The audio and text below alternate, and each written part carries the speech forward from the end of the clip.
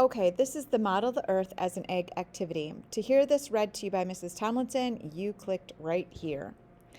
Have you eaten a boiled egg? If you have, you know it has 3 layers. Much like an egg, the Earth also has 3 layers.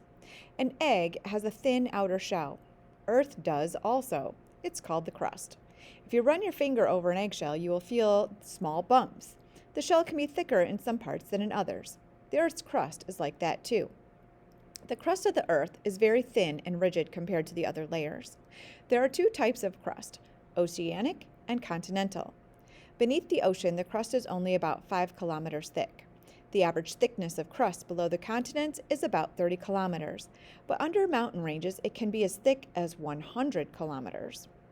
Oceanic crust contains rocks made mostly of the elements oxygen and silicon. Continental crust is made up of 2 layers of rocks.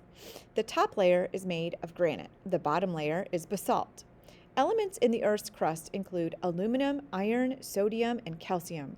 Like an eggshell, Earth's crust can easily be broken.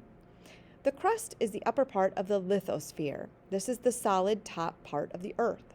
It's broken up into at least 7 sections called lithospheric plates. About 50 kilometers below Earth's surface lies the mantle. It extends to a depth of 2,900 kilometers. The mantle takes up 80% of Earth's volume and contains about 68% of its mass. The mantle can be compared to the white of the egg. The mantle is more dense than the crust. It's divided into 2 layers, the upper mantle and the lower mantle. The upper mantle is cooler and more dense than the lower mantle. It is also part of the lithosphere. Below the lithosphere is a layer called the asthenosphere. The temperature of this layer ranges between 700 and 1,300 degrees Celsius. Here, the rock is somewhat molten. It's not rigid. It moves like thick liquid. Scientists believe that the continental plates float on this layer. The lower mantle begins at a depth of 1,000 kilometers. The temperature varies between 1,800 and 2,800 degrees Celsius. Pressure also increases with depth. The mantle is made mostly of iron, magnesium, oxygen, and silicon. Below the mantle lies the core. The core can be compared to the yolk of the egg. This is the middle of the Earth. The core is divided into 2 parts. The outer core begins at a depth of about 2,900 kilometers. It is mostly liquid iron. It has an average temperature of 3,200 degrees Celsius. As the Earth rotates, the liquid outer core moves. Scientists think this is what causes the Earth's magnetic field. About 5,100 kilometers below Earth's surface is the solid inner core. It has a radius of about 1,300 kilometers. It is made of iron and nickel. The temperature is more than 5,000 degrees Celsius. At this temperature, iron and nickel usually melt. However, the intense pressure at this depth pushes the particles together tightly, and they remain solid and very dense. So today you're going to do a procedure. The first thing you're going to do is watch this video. And while you're watching this video, you're going to pause it and play it while following along with the video with your own egg. You'll need to record your observations below.